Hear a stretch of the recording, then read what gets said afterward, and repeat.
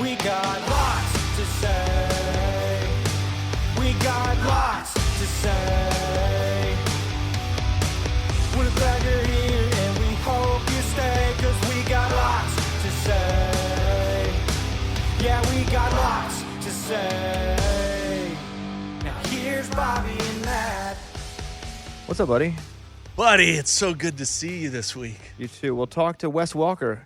You guys were cool? You were good friends back in the day? Best friends. Really? Best friends, yeah. One of those guys that just was my dog, right? We did everything together. It was kind of our group was Welker, Larry Izzo, myself, and we would go to opening day, right? We were at Game 6 between the Lakers and the Celtics when the Celtics won the championship. We actually used to do dinners during the season that we went undefeated, like 18-0 before we got to the Super Bowl and lost to the Giants. And every week we called them, it was like 4 and Izzo dinner, 5 and Izzo. We would go out to different places every single week, get after it, and that was our routine. But he's awesome, so much fun on and off the field, but was legendary on the field. Just, I guess the best compliment you could pay to any teammate is he played the game the way it was supposed to be played, and he was a true football player. He was fearless. He'd go stick his nose in there. He was undersized, but got the most out of his skill set. What do you think it was between him and Brady that made it work? I think Brady immediately recognized that this kid's going to put in the work. And he's one of those guys that would take the information that you'd give him and go out and apply it on the field. Sometimes you'd have certain players that were highly skilled but couldn't always go out there and execute to the level that you needed. And so it would take one or two conversations and that he would be able to go out and grasp what we were trying to get accomplished. And in addition to that, nobody could cover this guy within that 10-yard radius. He was so elusive. He could set people up, and he was so quick-twitched that when he'd come out of his break, he'd always create that separation. So he was a security blanket, and I got to see it firsthand when I was playing, that he was a guy that you could constantly rely on to be open in those moments. I want to talk about the Browns quarterback room for a second. And there are 5 quarterbacks they're listing as in the quarterback room. I just think that Deshaun Watson will never exist you can again. eliminate. You can eliminate. He'll never them. play another right. down. So everybody says, "Oh, well, there's 5." There's really 4. Yeah, Deshaun Watson will never play for the Browns. He'll never play in the league again. Right, and the injury, you just don't know. He not only did he have the surgery for the Achilles injury, then he re-injured the same Achilles injury. He's not even in the discussion this year, let alone probably moving forward. I think if his Achilles magically healed in 3 months, no team would have him on. Like, the Browns can't cut him. Hopefully, they'll be able to do some insurance stuff to save a little bit of money. But let's do the 4 quarterbacks, Flacco and Kenny Pickett, who we knew before the draft were going to be there. And to me, I'm thinking they'll start Kenny Pickett if they want to have a worse shot to win games, to what the NBA teams do, tank. NFL teams don't really tank because there are too many guys on film that want to keep their jobs, right? So, right, but also coaches. Like Kevin, sure. This is going to be a huge year for Kevin Stefanski and that front office there. So he's trying to put the best player out there. So if I'm a betting man, Kenny Pickett, who has had high potential coming out. He was a first-round pick. Right, he's been on 3 teams in 3 years. And now you've got Joe Flacco, who's obviously at the tail end of his career, but gives them probably the best opportunity to go win right now. So I'd say, if anything, you're going to start Joe Flacco to start this season, see if you can ride him and go as far as you can go with him. Yeah, I think Flacco starts if they want to win. I think Stefanski winning Coach of the Year, though, a couple years ago kind of gives them a couple more years there regardless. So with them trading for Kenny Pickett, I'm thinking, all right, if they start Pickett, it's because they want to put a product out there that's going to make sure they get a good draft pick the next year. I think Flacco does give them the best shot to win now. And I talked to Flacco last week for a little bit, and he's healthy and he's feeling good. With the Jets, surprisingly, he was good. With the Browns, he won Comeback Player of the Year. He beat a dead guy. Right. He beat a guy who came back to life for Comeback Player of the Year. Indianapolis, he didn't have a lot to work with, let's be honest. So I think if they want to win games, it's Flacco. But then in that quarterback room, now you have Dylan Gabriel, 3rd round, and you have Shador, 5th round. It's got to be an awkward quarterback room for 3 of the 4. The 3 would be Pickett and the 2 rookies. There's no doubt about it, because where Dylan Gabriel and where Shedeur Sanders was picked, they're guys that are going to have to fight for that job. They're not keeping 4 quarterbacks, or they might try to put one of them on practice squad, but that allows other teams to come in and swoop them up immediately. So every one of these guys are going to go in with a stiff competition to fight for not only their position on the team, but just a roster spot overall. And when you look at just the outlook of what's going on here, you don't know if anybody has really an edge, so to speak. Kenny Pickett, again, he's got to prove himself to this staff and this new team as well. And then Dylan Gabriel, while everybody's questioning him going in the 3rd round, I watched this guy play up close and personal this year, and he played big in big games. He's got a strong arm. People talk about, well, he's undersized. He is a little bit undersized, but he's got a strong lower half. He's mobile. He can get it done in the run game and in the pass game. And so I think he's a high-quality prospect.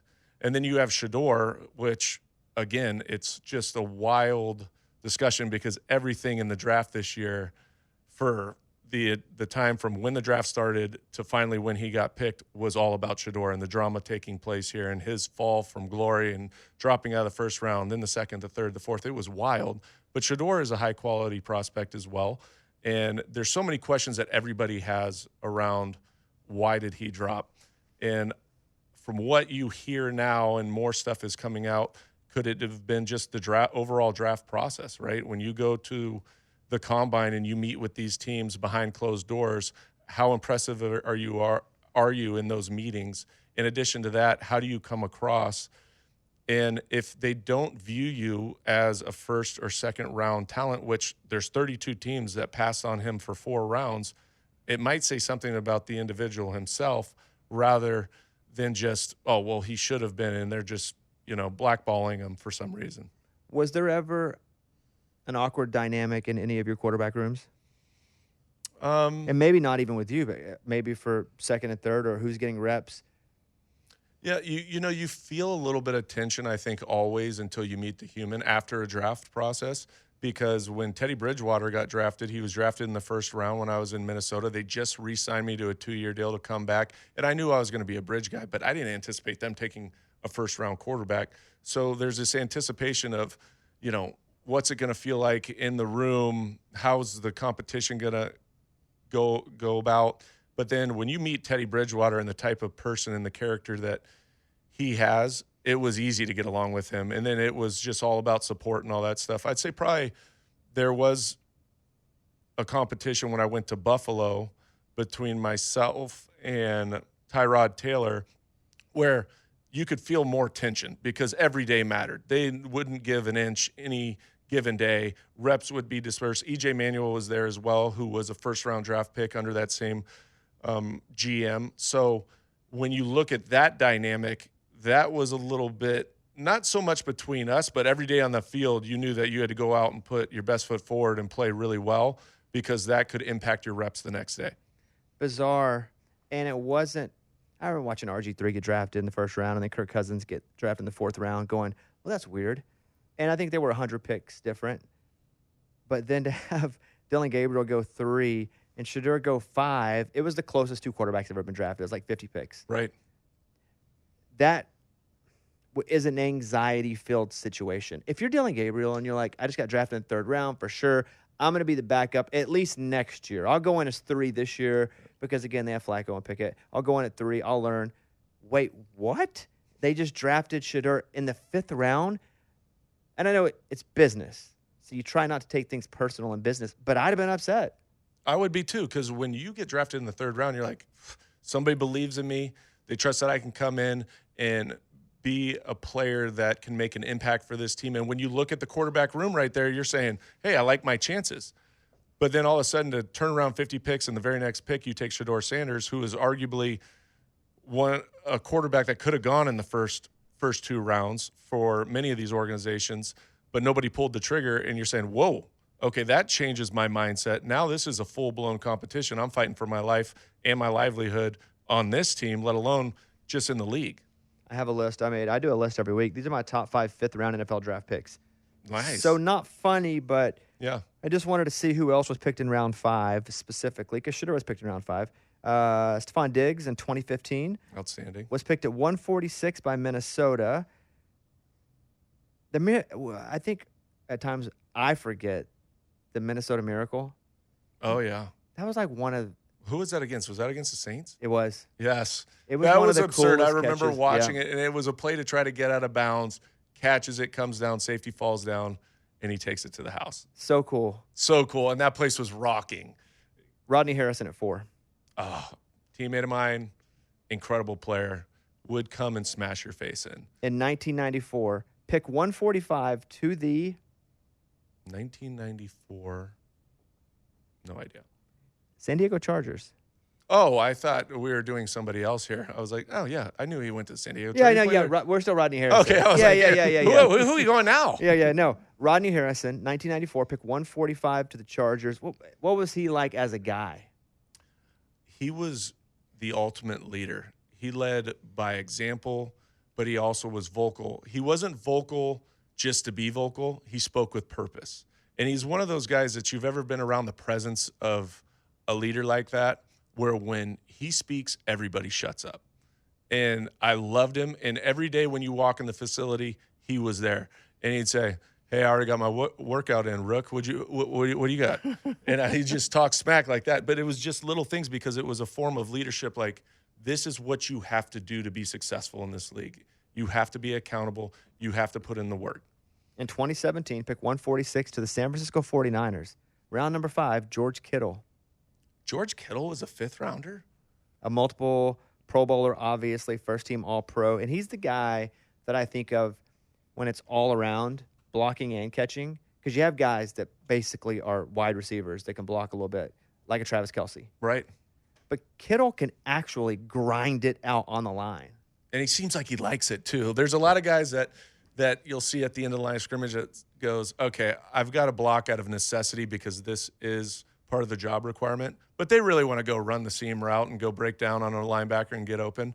But he is the complete definition of what a tight end stands for. Very similar to what Tyler Warren brings to the table when he got drafted this year. Sometimes I get Kittle's mail. Well, twice. Really? Yeah, he lives right around here. And I got his mail once. And the UPS guy, I guess they don't have like HIPAA. No. Oh, the UPS guys, You know what I'm saying? They every should- now and then they'll just drop, oh, yeah, I was at so-and-so's Yeah. house or so-and-so. I was like, please don't tell anybody where I live. Exactly. And there was some Kittle. I told Kittle this when we were at New Orleans for Super Bowl. And I saw him because I gave him an award on television. And I said, dude, I got your mail. And he was like, where do you live? I told him. And I was like, if he's that driver, you should tell him not to tell people where you live. Like, luckily, like, I'm cool. But if you ever say you're cool, you're not cool. But I was like, don't worry, man. I'm cool. I'm cool. I'm cool. I did open your mail just to see what was in the box. Yeah, it was great. I kept it. Number 2, Terrell Davis. Wow. Yeah, Terrell Davis, 1995, pick 196 to the Broncos. Last time we saw him, he was in a Hall of Fame jacket, right, boys? Yes, We sir. had that was crazy to see the gold Hall of Fame jacket. It's weird about Terrell Davis is that he was hurt. Like, he got hurt. His career was shortened because of injury. Not that that's completely out of nowhere with a running back, but for as great as he was, he had a 2,000-yard rushing season. I didn't even realize he did. And that's when the Broncos were running the football. That's that stretch, outside zone, inside zone, and he was phenomenal. 2-time Super Bowl champion, one with Elway, was the MVP in 98, and the Hall of Fame, obviously. And at number 1, 2011, pick 154 to the Seattle Seahawks, Richard Sherman, Legion of Boom. Out of Stanford. He was a tough guy to go up against. He was long, he was rangy, always in good position, and it really helped because that defensive front that they had would get after you, and because he was such a smart, savvy guy on the outside, he would jump routes all the time. Was he jumping routes because he had studied so much and he was watching for indicators and to jump routes, or was he a guesser? No, he wasn't a guesser. There are guys that you go up against that are guessers that will just continue to give up the 5-yard hitch or the under and let you throw the ball in there and then all of a sudden jump you because they'll lull you to sleep. He was one of those guys that studied, understood alignments, because a lot of times when you're a receiver, you'll line up outside edge, inside edge of the number, and that's a tall tale sign of what direction you're going to go. So he understood that. And then conceptually, if number 2 goes out, well, this guy's probably going to go in based on the split. So he'd sit in position to jump that, and he'd play really physical at the top of his route. I think he got away with a lot, don't get me wrong, but it was because he was such a smart football player at the cornerback position.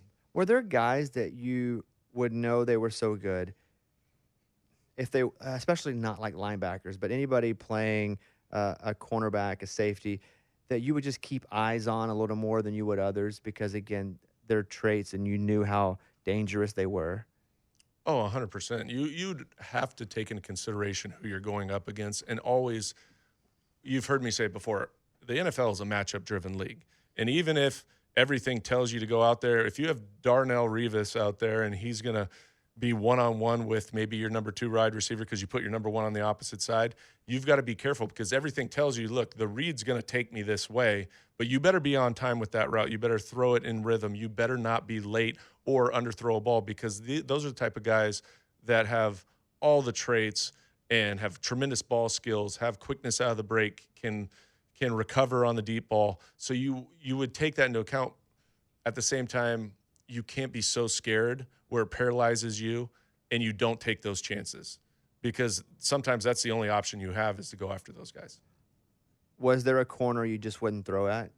Is Revis one of them, or would you just pick your shots with him? No, I threw at him. He picked me off. I threw at Champ Bailey. He might have picked me off once or twice. But I did. There was one game up in Denver when I was with the Kansas City Chiefs, and we're playing Champ Bailey, and I've got the utmost respect for him. I always loved him as a player. But I was like, we got down by like 21 pretty quick. They went down, scored, boom, boom, boom. So we went into 2-minute mode, and I didn't have a choice. Dwayne Bowe was out there. He was having a great season. I was like, screw it, I'm going to go to my dude, and just started throwing at Champ. And it was the only time I can remember where I had a high level of success against Champ. Dwayne played really well, ran good routes, and did all the things that he needed to be successful. But that was the only time that I was like, well, screw it. We're down by 21. What's the worst that can happen? So maybe that's a good thing, that when you just play free and you don't worry so much about the optics and who you're going up against and just try to go out and execute, it works out well. I met Richard Sherman, I guess last year at the ACM Awards. He was there. He works for Amazon, NFL. And so the ACMs are on Amazon. And Reba was the host, and I would do all the backstage stuff. So it was just us two on camera all the time. And I saw Richard Sherman walk by, and I was like, hey, Richard Sherman. Just want to say hi. He didn't know who I was. And so I was like, yeah, big fan. And I saw Richard Sherman see Jelly Roll, and I was like, oh, I know Jelly Roll. And I was like, hey, Jelly. He was like, what's up? So I said, hey, meet Richard Sherman. And so they met. We have a picture of all three of us standing together. But what still hurts a little bit is they started talking, and then I didn't exist anymore.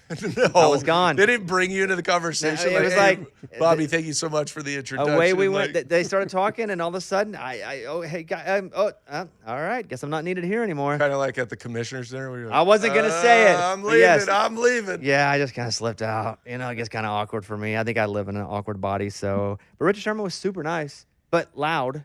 Was he loud on the field? Yes, loud. Loved to talk smack, dude. He was one of those guys that let you have it and always chirping at the wide receivers. And there was a confidence / arrogance that came along with playing him because he knew he was one of the top cornerbacks in the league. He knew that they had a really good defense. And so you would constantly hear him chirping. But after the game, he was always a gentleman. He'd come up and shake hands and be professional about it. And so I had no problem with it because usually most of that position in particular, you've got to have a little shit to you, right? You can't go out there and be timid whatsoever. And when you're playing it with the utmost of confidence, it shows not only in your play, but usually in your mouth as well. I was watching Mason Graham pick a number. And so I took him into an office, and they're like, all right, pick your number. And he's like, I want to be, what number, like 55 or something. Right. And they're like, this is so-and-so. He has it. You could try to reach out to him and see if you could buy it from him. And so, like, pick a second number in case you can't get the number. And so Myles Garrett's 94 or 95? Myles Garrett's 95, so he's like, I'll be 94 as my second number. And they're like, great. So they save that for him. But he's like, I'm going to try to get this number in the 50s. Was number buying as prevalent when you played? And was your number open when you went to the team? Did you get your first choice of number? Oh, no. When I walked into the Patriots, they said, there's your number. There's your locker. No choice whatsoever. Not even like, hey, these are available. No. Hey, you're 16. I was like, okay, thanks for coming. And I pretty much wore that for most of my career. When I went to the Chiefs, obviously I wanted 16. Lynn Dawson, the number was retired. They're like, you can't have that one. So we picked 7. I think I've told this story before. 1 + 6 = 7. That's how they presented it to me. I was like, that makes sense. But there were guys that would come in that wanted a particular number, and guys occasionally would just they would say an outrageous price. And some of these guys are just dudes on the team that maybe were drafted but hadn't really proven themselves yet, where a veteran comes in and wants a particular number, and they're being cool about it, but then they'll say some just outrageous number, and these guys are like, are you serious? And a lot of them wouldn't do it, and then other guys would just say, fine, name your price, and I'll pay you for it. And they were cool about it. Some guys are really attached to numbers, other guys aren't. There's the famous Jimmy Clausen, Cam Newton story where Cam Newton wanted number 1, right? And Jimmy Clausen had it and wanted to charge $1 million for it. Yeah, exactly. So $1 million for a number, it was like, wait, are you the starter right now? Yeah, What? that's Not crazy. Well, it's probably one of those things too. You're a little bit angry. He just drafted. He's definitely going to come in and take your job. I don't want him to take my number too.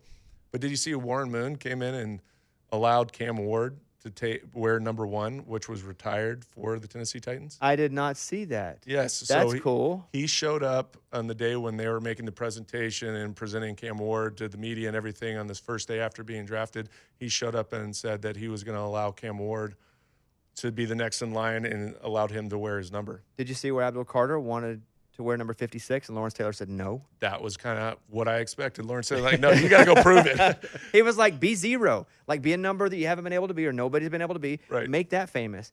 And I'm cool with that because the numbers are retired for a reason.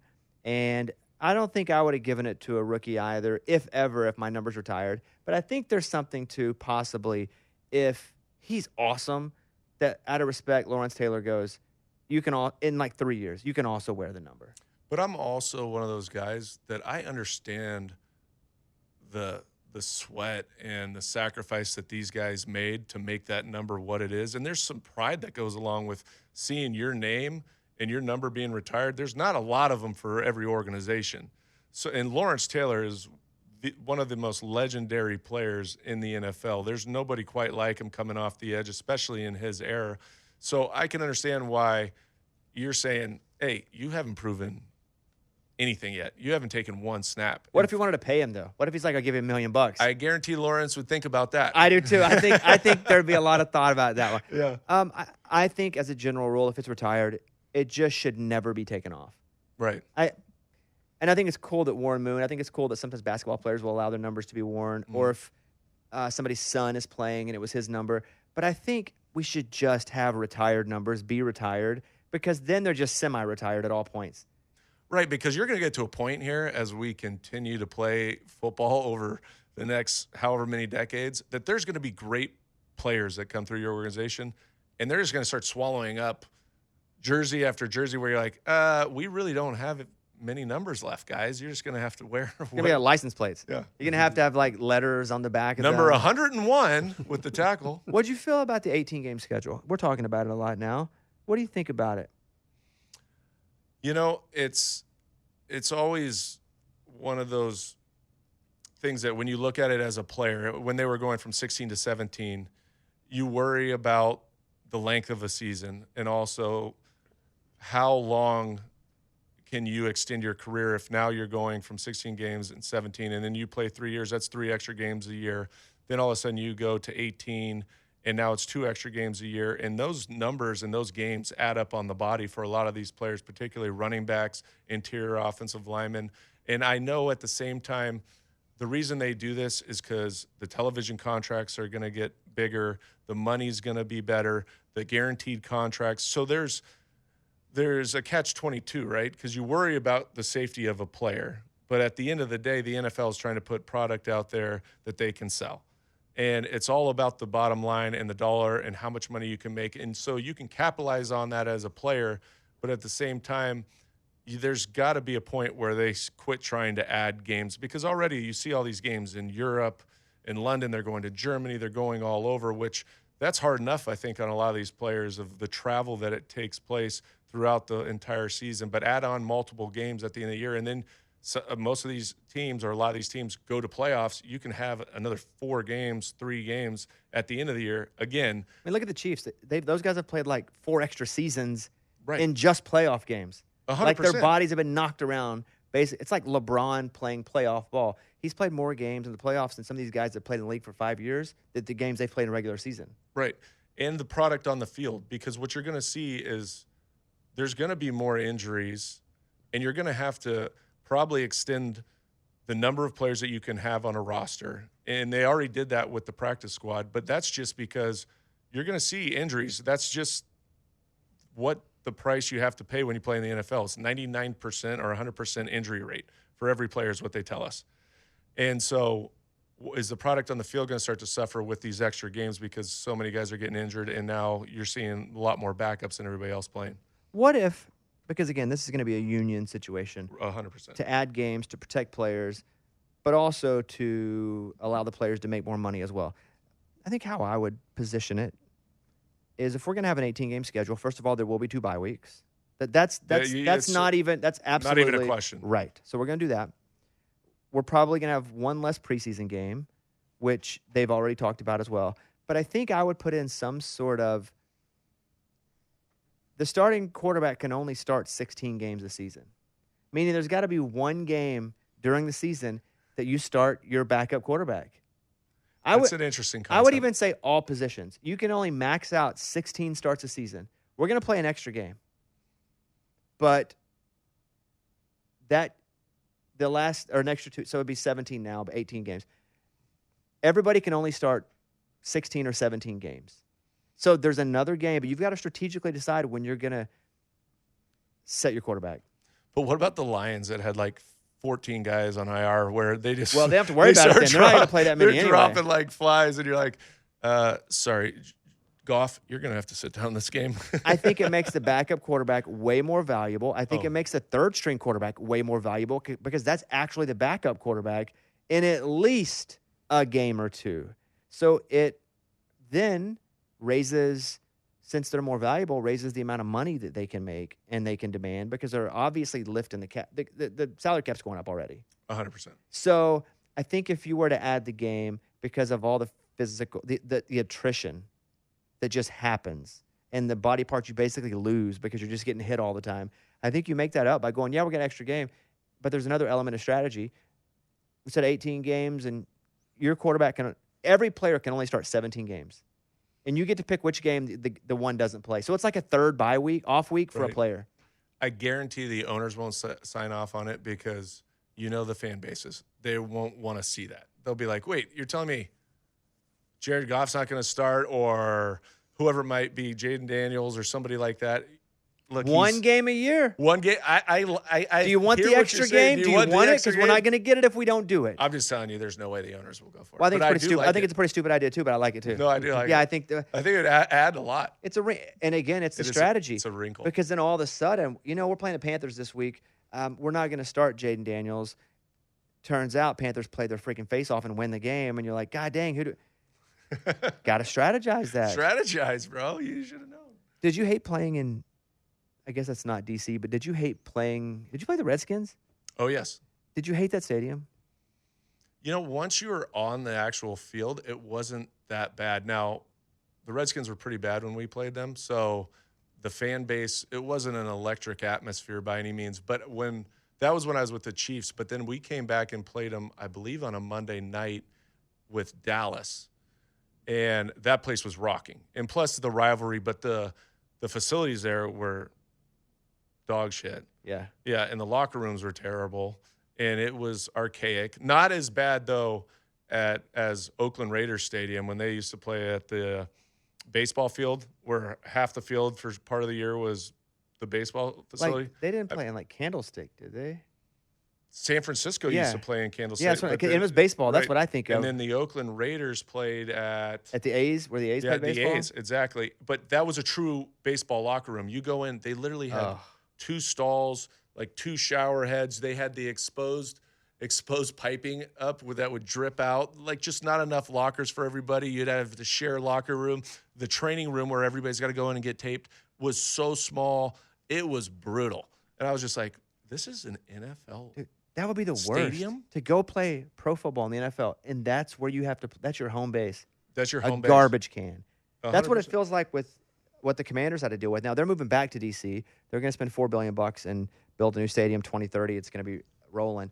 My assumption is it's a lot easier to pass that and to get that money whenever you're winning. Yeah, it's a good idea to go after that after last year. Yeah. And with the young quarterback they have, and now just the potential of them continue to build on that, I think it's a lot easier to get that passed and say, yeah, we're going to give you some funding for this. And they're going to put a roof on it, and they're going to use it for things other than just football, right? So if you can prove you're going to make money in other ways, it's a lot easier to get money in because you can prove you're going to make money out. Right, you're going to bring commerce to the city. So Oakland was the worst, huh? Yeah, that was by far the worst. Whenever they do Actually, Buffalo had a really bad visiting locker room as well. like guts of it, not the wet. Because Buffalo, they're one of the only stadiums that I say don't put a roof on it because that's your advantage, the weather. Although it sucks, I hate cold, but that's part of their culture. It is part of their culture, and they're a tough team, gritty, and it's always an advantage to Buffalo. When you go up there and it is cold, it's damp, the wind's blowing, it's snowing. And then it's old and crappy. Oh, dude, No. Now, it was always a fun stadium to play at just because the fans were so outrageous and the stuff that would come out of their mouths. You're just like, this is absurd. They'd throw beer bottles at your car, the bus as you're coming in, just crush you. And they're pretty high-quality shit talkers too, right? They'd say some stuff on the sideline that you're like, that was pretty good. That was actually pretty good. Was there ever a visiting locker room that sucked, but actually in reality, the home locker room was awesome? I bet you most of the places are like that. Because if you can make the visiting locker room uncomfortable, and you definitely you have those guys on the team that are going to bitch and complain about everything, let alone the locker room, right? So you're going to have some disgruntled employees when you're coming in the visiting locker room, but then you walk across and it's like the Taj Mahal, and you're sitting there going, oh, really? So you guys could have absolutely just even put a little lipstick on the pig, and you decide not to just to make us uncomfortable before we go out and play you. A little space heater, you know? Anything. A little space heater. Warm up the sausage. Okay, so Wes Welker coming up. We'll talk with Wes. It'll be super cool. Thank you, guys. Welcome to the show.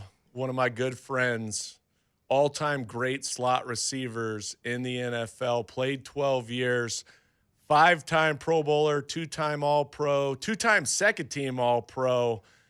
What are you, tied for the record with the longest reception of NFL history at 99 yards? Incredible player, but also an incredible coach. Right now, he's with the Washington Commanders as an analyst. Welcome to the show, Wes Welker. Clap hands, clap hands, Clap hands. Clap hands. Thank you. Yes, thank you, Wes, for clapping with us. Well done. Well done. How you doing out there, bud? You look great. Your hair's done. Thanks for dolling yourself up for the show.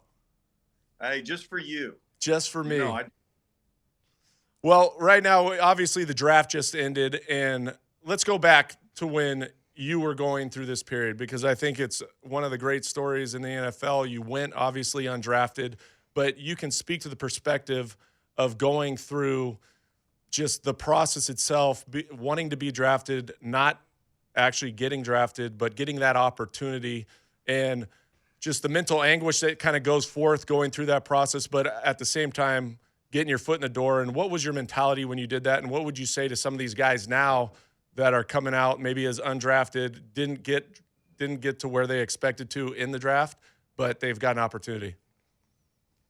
Yeah, you know, I think going into it, I thought I was probably going to be a free agent, maybe a 7th round pick or something like that. I mean, at the end of the day, I just wanted an opportunity. You know, I think there was a couple teams out there that wanted me as an undrafted free agent, but the San Diego Chargers was just kind of a good fit for me. And being out there, James Lofton was my coach at the time, Hall of Famer, wide receiver. Tim Dwight was out there, Eric Parker. There were just some good guys to learn from. And really, I mean, I couldn't have picked a better spot, really, just as far as first coming out and just guys to learn from. I think as you come into the league as a rookie, you know, you need that older vet in there just to kind of show you what it looks like. Because I think coming out of college, you think you work hard, you think you do this, you think you do it, and there's just so much. There's just another level, and there's probably even more levels after that, and stuff that you just pick up as you're in the league. for however many years. You just kind of pick up habits as you go, and having those guys in there, and having James Lofton there, it was a cool experience for me. Marty Schottenheimer was the head coach at the time, who was awesome, old school type of coach. And I was pretty much a special teams player. This is why they liked me. Just having that opportunity, was just kind of really the key thing. And then just having the people, I kind of lucked out on the people that were there, and being able to learn from. If you're talking with the coaches prior to the draft and they're saying, hey, we'd like to have you come in if you don't get drafted, are you also thinking then, why don't you draft me? Yeah, I mean, there's so many players. I mean, being on the coaching side now, there's so much more to it. As you kind of go through the process, there's it's not just your position. It's the D linemen, it's defensive backs, it's and there's a lot of things that kind of happen in the draft. There may be a guy who's getting offered like a ton of money to be a free agent somewhere else. And so, if you're sitting there, well, shoot, we really like this guy, but he's getting paid all this money. You may go ahead and pull the trigger as far as drafting him, or, whatever the scenario kind of happens to be. But yeah, I mean, that's part of the almost recruiting process. It's almost like, man, I'm really pulling to get you drafted here, but really you had no say, you know. Or you're just kind of like sitting there, just hoping the kid does go undrafted so you can get him in your room. Yeah, so or on your team. then you go from San Diego, you go to Miami, and you start to make your footprint a little bit, right? It was special teams at first, but then they started to utilize you in the slot, and they started to realize we've got something going. And I remember there was the offseason after you're with Miami that we're sitting in a room with Coach Belichick and Coach Brady, and he brought in tape on you, and he starts watching the tape with really Tom. I was just a fly on the wall sitting there going, thanks for letting me join the meeting. But they're asking about how Tom felt that you fit into the offense in New England. And Tom's like, dude, we've got to get this guy. So from Miami, we make the trade. You come in. What was your expectation coming to the Patriots? Was it just excitement? Was it just the feeling that you get to play with Tom? Because that's really where your career took off. Yeah, for sure. I mean, I think definitely being with Tom. I think seeing what they did with Troy Brown as well, who's like the ultimate patriot and guy that kind of really set the tone for the slot position, especially there in New England and everything. So, seeing the way they used him, and they were like one of the first teams that would use 11 personnel on first and second down, and so. In Miami and pretty much every other offense, slot receivers weren't necessarily a thing unless it was third down. So, or 2 minute or, whatever the case may be. But, being able to be in that opportunity where, you're kind of like a starting receiver, but you're kind of like the third receiver really, but able to kind of take advantage of, base personnel being out there, meaning a linebacker is pretty much going to be matched up on me, or they're going to be in zone or whatever it is. So early on, it was a lot easier, especially with the fact that a lot of times they're playing with a linebacker out there. But as I had more success, they started matching up personnels, and then eventually they started drafting nickel corners in the first round, and so the game has changed quite a bit, through that transition period. How quickly did you realize you needed to learn every play in the playbook so you could be on the same page with Tom, because they were moving you everywhere all the time? You had to be super studious, right? Yeah, I think so. I think it was more just the reps. So every single route, and I think it takes time. It's not something that happens overnight. It takes years of work together. But I remember we'd go through a 10 to 12 play period, and I'd run my routes or whatever, and whatever the leverage was, whatever the coverage was, Tom and I would come back and talk about it. Hey, next time I get that look, I may do this. And he's like, hey, next time maybe you do this. So there was just constant communication on every single route that kind of came up against every different look, to the point where there was just a plan in place over time where he knew what I was going to do, and I knew what he wanted me to do. So I think the combination of us just kind of being on the same page and really kind of talking through things over and over and over again. Even when we ran routes on air, it wasn't just, run to 10 yards and break out. It was like, okay, what's the leverage? What's the coverage? So that way we have an idea of, even though we're running on air, of what I'm going to do in those certain scenarios. In today's game, you see so much of the 11 personnel, right? And I think that you're one of those guys that really brought to light the value of the slot position. Do you take a lot of credit and pride in the fact that your success has kind of molded the way for some of these other guys to come in, and how valuable that position is for any offensive unit? I mean, I don't necessarily take a ton of, yeah, obviously I'm happy to be at the forefront of a lot of that stuff, but I think there were plenty of guys. I think Troy Brown, I thought he did a fantastic job. Wayne Corbett, Tim Dwight, there was plenty, Andre Reed, there was plenty of guys that, were doing the same type of stuff. It just, I think those guys could also play outside a lot of times. I was kind of, a slot specialist. I had pretty much a limited route tree on the outside, so I had to really kind of perfect my craft as far as being the slot and understand. It's just a different game in the slot, and there's a lot more variables. But once you figure out the variables of all the things that can happen, you can kind of manipulate the defense how you want to and move people and try and create space in there. But now, I think there's plenty of guys, before me that were doing it just as well. Wes, I was looking at some of your high school stats, and instead of getting in numbers, mostly I would see rushing, I would see receiving, I would see field goals, I would see interceptions, tackles, fumble recoveries. How many positions did you play? Yeah, I really didn't come off the field in high school. I tell you, there's so many games back in high school where basically I was puking by the second quarter.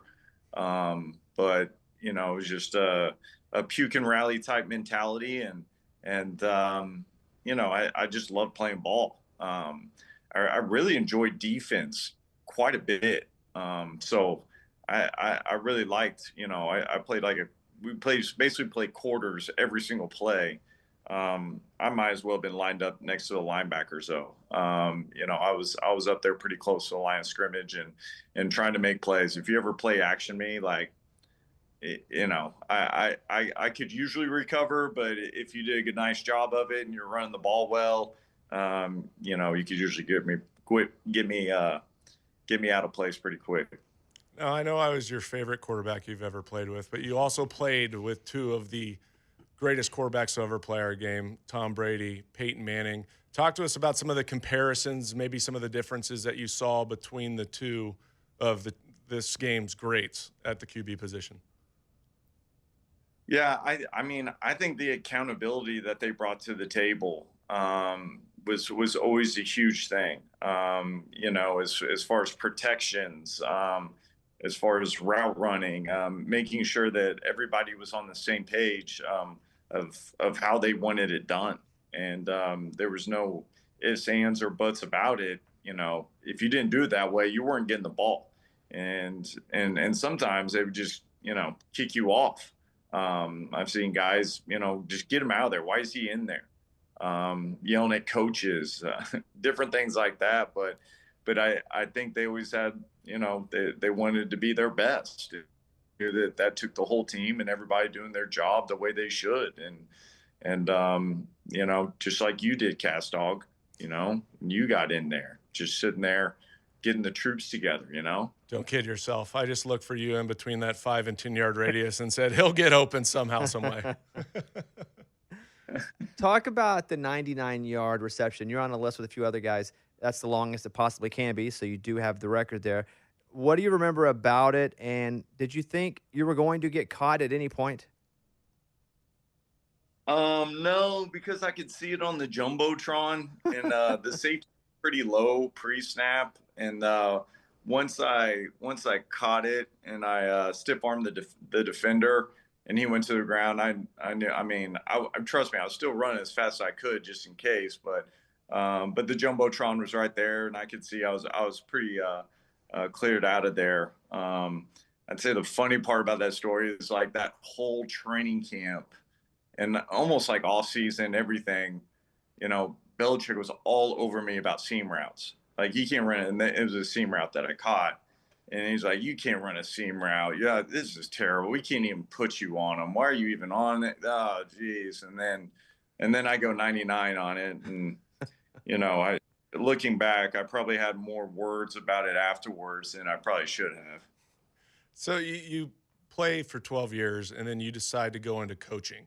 And one thing that we both know we've experienced is that great players don't always make great coaches. But what was the toughest transition for you going from the playing field to now being a coach in the National Football League? Um, well, really, I probably should have been a coach all along, if you're looking at me. But I think the biggest transition really is kind of understanding, like you think but you don't really know. And I think that's the main part about it. As far as I remember when I was first breaking down coverages, I was like, "Oh, this is this coverage, this is that coverage," and then they'd correct me on it, and I'd look at it and I'd be like, "Oh, wait, no, they're right." So I think it was a humbling process and seeing a lot of that. I think the techniques and stuff I had down pretty well, but also the rules of the defense. Understand their leverages and why they are where they are, and all those different things. I think that's kind of one of the biggest eye-opening deals, and also understand, there's a sense of dealing with different personalities, and understand the personality that you're dealing with, and finding a way to motivate or bring a player along or whatever it is, but just finding a way based on the personality of the player too, and just kind of find the best way to reach them. So you're now with the Commanders. You took the job pretty recently. What is your position now? Because it looks like it involves a lot of different things. And how involved were you with the draft? Yeah, no, I'm basically a personnel analyst. Yeah, I mean, I'm helping out with the draft. I mean, I came on kind of late in the process, so really helped with a lot of the back end type guys in the draft, and just writing reports and getting everything together, and then really here just trying to help however I can. Whatever the coaching staff needs, any projects or anything else going on, just trying to add value the best I can. What are some of the traits and qualities you look for when you're looking at a guy on tape coming out of college? As somebody that's evaluating this guy, what do you value as an evaluator of talent? Yeah, I mean, obviously, I think the obvious ones are speed, hands, quickness, all those different things, size, different stuff like that. To me, that's pretty standard around the league. But also look for toughness. I look for things that I want the guy to speak to me with the way he plays. And I think the attitude they bring, how they block, you know, um, third, fourth downs, do they come up big? There's all sorts of different scenarios and different things that come up. How are they in tight games? You know, different things that you kind of see, and you're like, and sometimes there's that one or two clips where you're just like, oh, okay, no, this dude's a real dude. And it does, you still have to interview him, still have to talk to him. Doesn't mean it's the end all be all. But I think the character that they show and everything else is also a big part of the evaluation process. In the evaluation, we heard a lot from different people that work for different teams talking about how they're now judging players on if they love football because now they have more resources before they get to the NFL. Is that something that you were paying attention to as well, especially in the interviews? Like, do they really love football or do they just like football and like what comes along with it? Yeah, I think that speaks to the character part of it, that, and I think, and really to me with the whole NIL deal, it's making it more obvious, the guys that are really about the right stuff and the guys that aren't. So to me, it's kind of, it's pretty black and white as far as, being able to pick those guys out. You know, they got some money.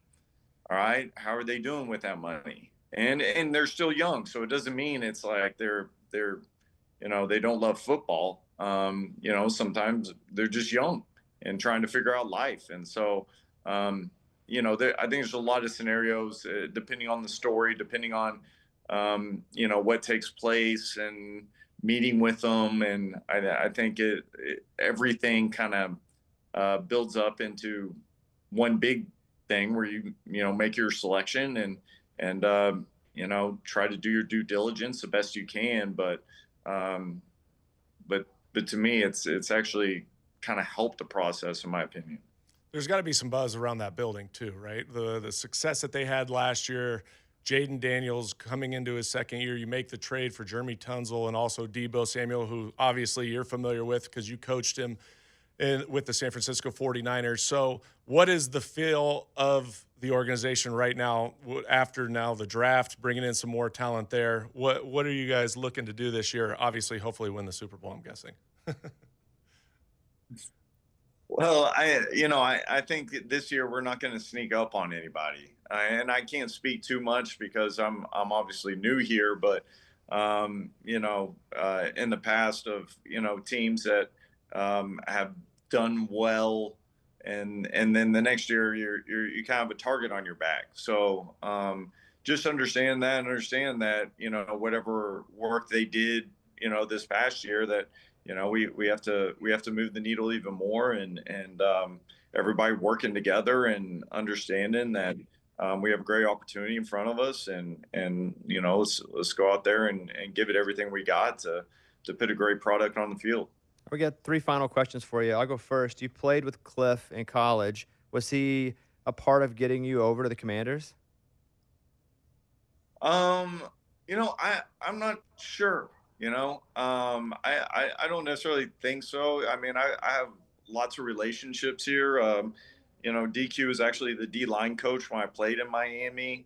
Adam Peters was a GM. And I was with him in New England, Denver, and San Fran. Larry Izzo, I played with him in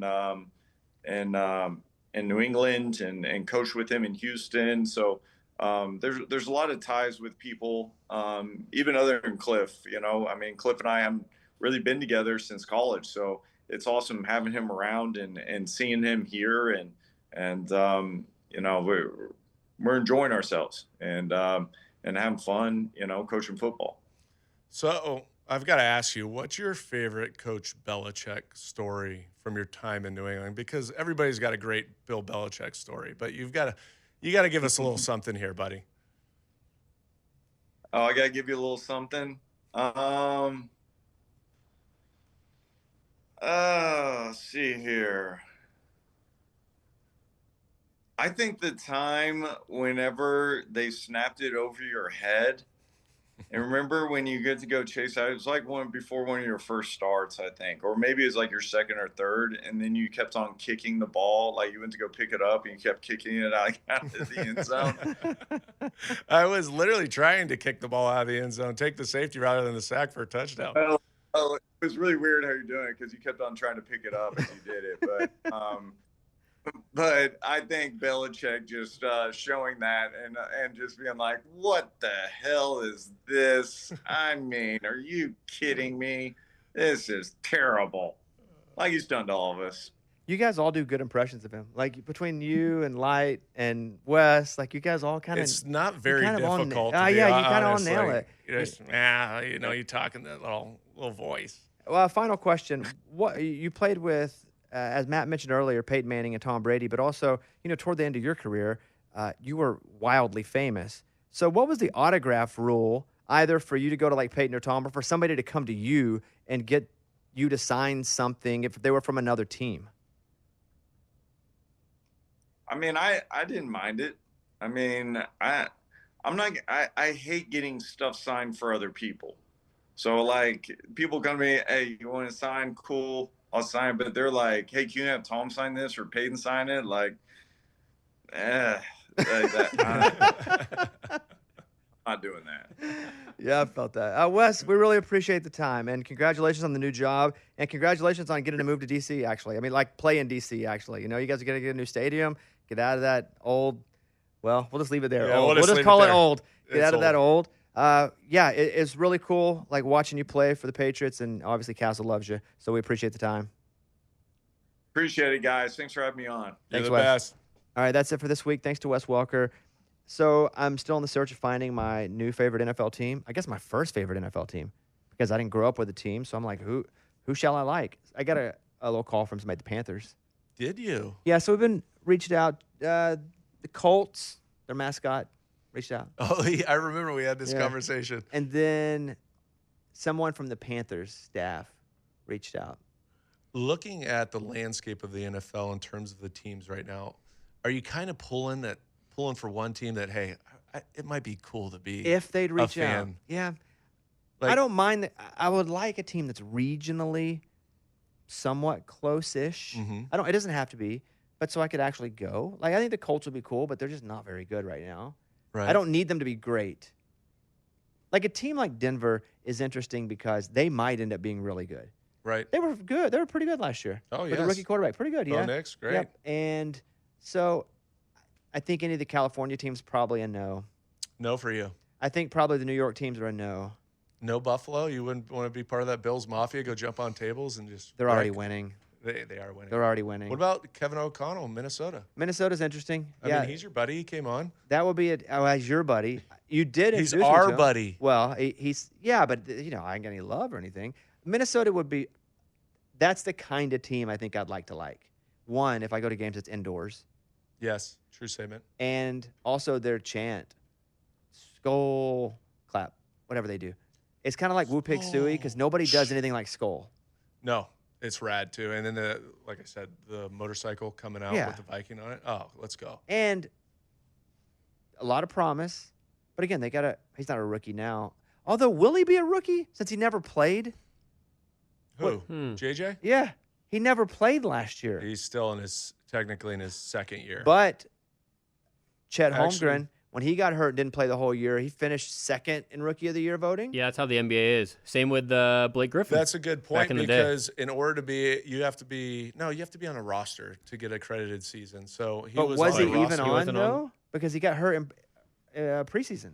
That's a great question. We're gonna have to look into that. Because if he's a rookie quarterback, I think I might decide to be a Vikings fan if they hook it up. He might be the best rookie quarterback of the class. See, now we have it. I was shocked Quinn Ewers didn't go to round 7 though. That was wild. Yeah, not that I'm a big Quinn Ewers guy and I hate Texas because I'm from Arkansas, but I started to feel bad for Quinn Ewers because round 7 to the Dolphins, like 7's almost you'd rather not get drafted and go.